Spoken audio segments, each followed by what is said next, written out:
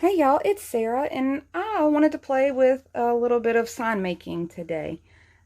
If you look, you can see there's a couple different options, and I wanted to give some ideas for those that are not necessarily vinyl users.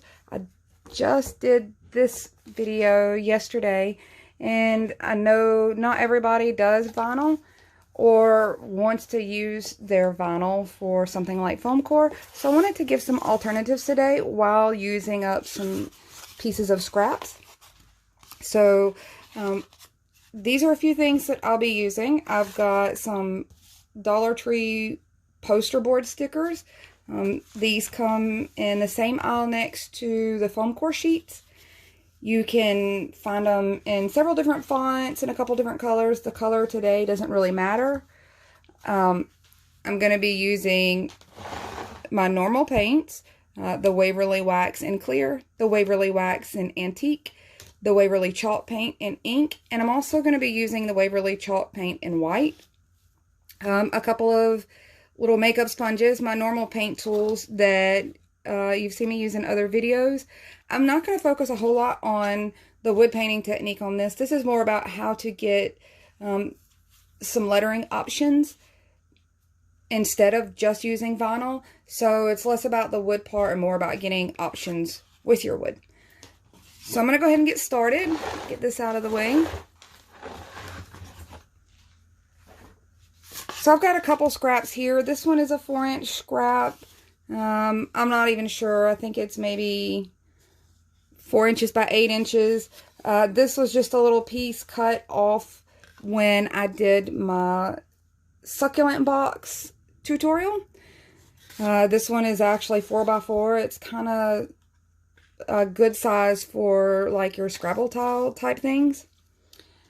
And I'm going to go ahead and pull my paints out. And someone asked a question about how I store and handle paint situation. So I don't wash my sponges. That was one of the questions I got. I don't wash my sponges. I keep them stored so they stay moist. I'm doing a lot of these. This may not be a necessary thing for the average person. And this is just a little child lunch tray type thing from Dollar Tree, and it was just an easy way for me to not get my sponges mixed up and get my black mixed up with my antique, since I use those colors so much. When I'm done, I just put everything, including my brushes, back into the Ziploc, and I don't really wash them for a while unless I absolutely have to. So I'm going to move these to the side so I have them ready. And the first thing I'm going to do is I'm going to go ahead and letter this. I'm going to do a couple little pieces for a tier tray and hopefully get that picture posted later once I get it put together. But I'm going to start with just pulling out a ruler. And I'm going to grab some of these Dollar Tree letters.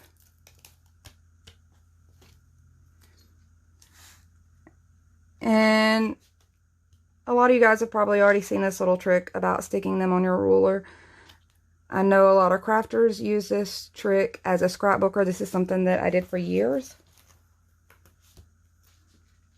I don't necessarily trust my own hand placement sometimes.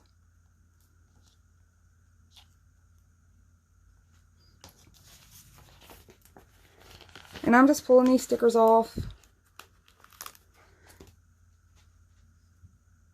And kind of spacing, I'm not really measuring that. I'm just kind of eyeballing it. I'm just using the lines for really good alignment. So I feel like that looks pretty good. I'm just going to push these down so they kind of get their position. And slide my little ruler out. And hope for the best. There we go.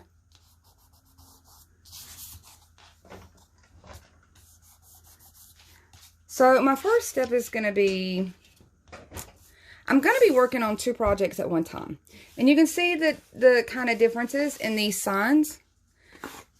So we're going to be doing this that has the really crisp and clean letters. You can see those lines on those letters are every bit as good as vinyl would be.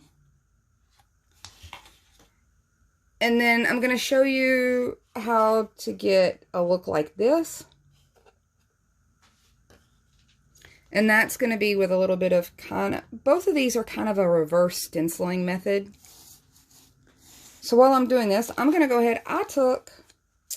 This is just a little piece. It was a scrap of Dollar Tree contact paper. Nothing spectacular about it. Just pretty sticky contact paper.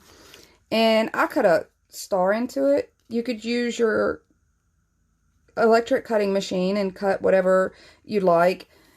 If you have one of those. Or you could use any kind of stickers that are good enough for you to be able to stick down but pull back up.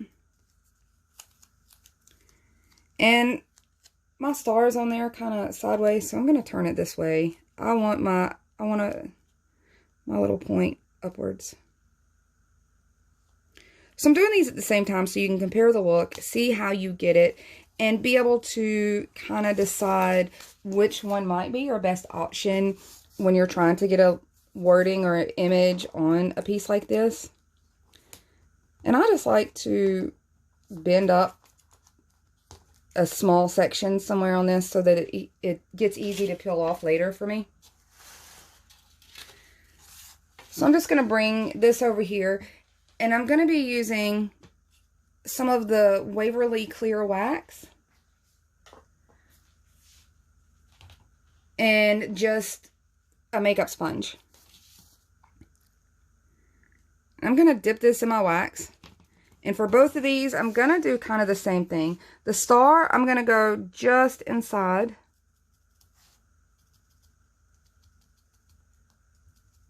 And I'm doing this with the clear, so some of you may have seen the video that I just had on my YouTube where I did this. And I used white. You could use white on this. This one, it's easier to use the clear. But since I have the clear, I'm going to use it for both of them. Whatever paint you're using to apply first, to seal this off, to keep it from allowing your other paints to bleed in, it just needs to match what your background is going to be. So I'm going to do the same thing with this, except for I'm going to go outside of these letters. And I don't need to go too far out.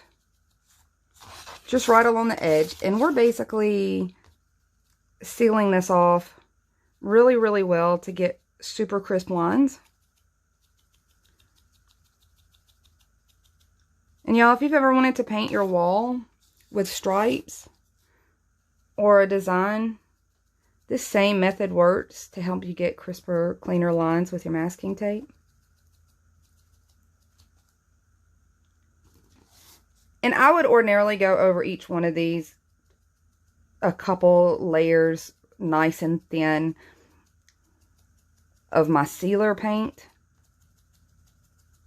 But for the sake of time and the fact that I don't want to use my heat gun to dry these any faster, I realize that between the material these letters are made out of and the contact paper, both of them have the potential to shrink really quickly. So I don't want to speed it up that way because it can affect my sticker options here. So to speed that up, I'm just going to kind of air those off there. Now with this one, I'm going to go ahead and start with this one because it's going to it'll take a couple layers. And I'm just using the Waverly White chalk paint. I like the chalk paints better when using the foam core. They are a lower moisture type paint. Not that they're not any wetter than an acrylic paint, but it's a little thicker in most instances, but it has more pigment in it. So you're using less paint and it dries faster. So if it's drying faster, that's less time that moisture is sitting there. with a possibility of warping your material. Acrylics can work. You just have to be a little more cautious with it than you actually have to be with the chalk paint. So I've got a little of this in the white. I'm going to come back in and add a little of my wax. And if you've watched the other painting videos, you know the wax helps keep it from doing any kind of damage to your foam core. And I'm just going to tap this in like you would any stencil.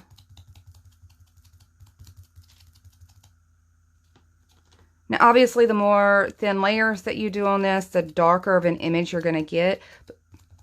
I'm going to show you how to get a really crisp image with this one. So this one, I kind of wanted to show you how to get a more rustic image.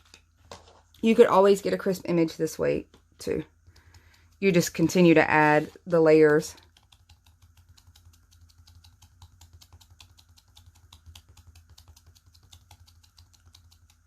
So I'm going to let that dry for a minute, and I'm going to move over to this one. So hopefully I've given this an opportunity to dry. And I'm going to come in with, I'm just going to do this as a faux wood. I wanted to show something real quick. Do y'all see that? I don't know if you can see, if I can get it clear. Where these sides are perforated, where the machinery has cut the edging of your board, just take your little sanding tool and just kind of brush that down. This one happened to come off of the section that had a side and another side, so I've got two perforated edges here. Okay, I'm going to shake all that dust off so it doesn't stick in my paint. So that was just a quick tip. That way you have a nice edge for this kind of wood look. The perforations, when you're doing a big project, it's negligible. Like, I don't really notice it that much. But on something small like this, that you're seeing the entire thing is one object, I definitely would just kind of clean up the edges a little bit. So I'm just going to grab my sponge, and I'm going to dip it in a little bit of this Waverly Wax and Antique. And I don't want mine very dark. I want to make sure that I don't go too dark. So I'm just going to add a little of the clear wax. And if you're curious about a particular paint technique, there's lots of those videos. This was more about options on lettering. You can always do whichever faux wood technique you'd like over this.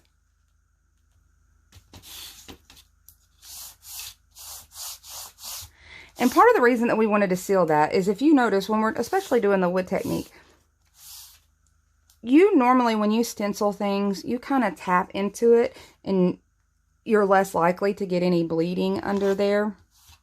When we're rubbing across like this, because we're using a sponge with paint in it, we're essentially pushing that right up to those edges. Doing the little clear sealer beforehand, or whichever color that you want to use to seal it off beforehand, helps keep it from bleeding. I really should have done more than one coat, so I'm going to hope for the best on this. Just hit these edges a little.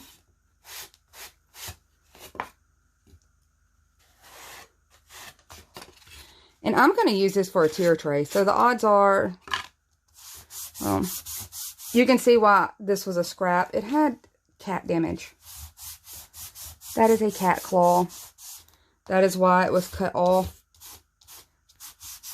as a blank scrap. So I still want to finish the back though, because I'm going to put this on a tier tray. And I'll show you guys. I do finish the back sides of mine. And you can see I've said that these can be hung up with just the poster tack. I pulled this from above my pantry, and it's just been hung with poster tack. So I've got that first coat on. I'm going to do the same thing. I'm just going to go in with a little bit of the ink color, which is just black. And that one is a chalk paint, so I definitely want to add my wax to it.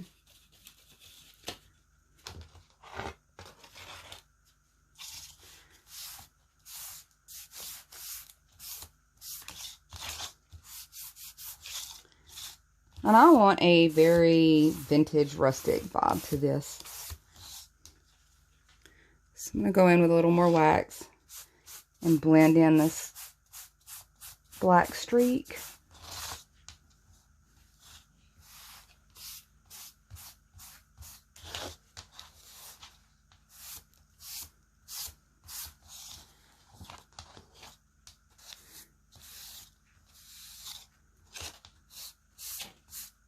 Now I'm going to layer that paint one more time because I want it slightly darker, but I want it to soak that paint up really quick.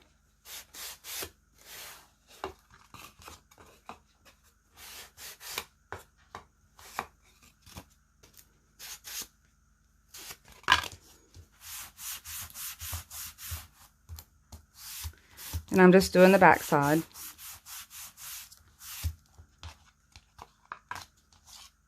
So while that's drying itself, I'm going to go back to this one and show you guys. So I'm going to pull this off. And I did a fairly light coat on here, just for the sake of the camera and it being able to show up. I'm going to go back in with a little more of the white wax mix. And it's better if you pull this off before it completely dries, because if that mix hardens, the wax almost, it can make that paint peel. Like it turns almost like a little plastic type film. So if you let it dry too much, it pulls it off in flakes. Hopefully I put enough clear to get pretty crisp lines. So I wanted to show you the crisp lines before we age it a little. So I'm not sure you can see that. Let me get that kind of. Now those would be perfectly crisp had I gone in and made sure that I put more than one coat of that clear. But you can see now it's given me, even without doing it that way, it's giving me a pretty clear image. But since we're going to sand this, it's going to be fun. So back to this one, because I still want you guys to be able to see how these two work out. And hopefully it'll help you figure out which one would work better for whatever project you're working on. So I'm just doing the same thing. I'm layering back in. And I'm putting a little time in between it just to try to help keep there from being too much paint buildup and my letters bleeding.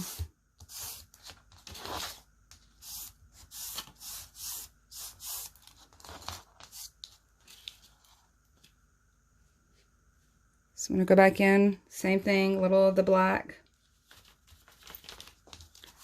I like the grayer toned woods.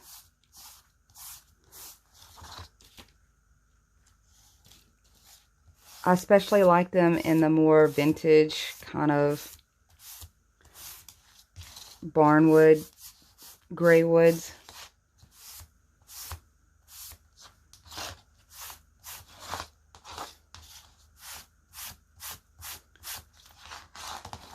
So there we go. I pretty much like the color on that. I'm just going to find something that I can catch these letters with. And for me, I'm using a pair of quilling tweezers. And I love these things. They're really sharp.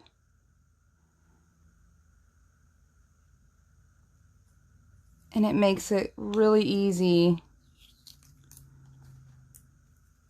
Now, I wanted to show this because you could very well keep the black letters on there. Once this dries, it's going to cure against this, and that wax is going to work kind of like Mod Podge would, and seal those letters to it. But I want you to see, when that wax goes across there, it creates a texture just like it does on other things. And now those letters look like they're textured. So that's a whole different look that you can get out of this. And when you use lighter letters, like the white letters, you get, a raised wood looking letter. So it's a really cool effect. So I don't know if you guys can see how crisp those come out, aside from me scratching the paint here, but these work really, really well. If you don't want to do vinyl, and it doesn't have to be these particular stickers, you can do this with pretty much any of your stickers.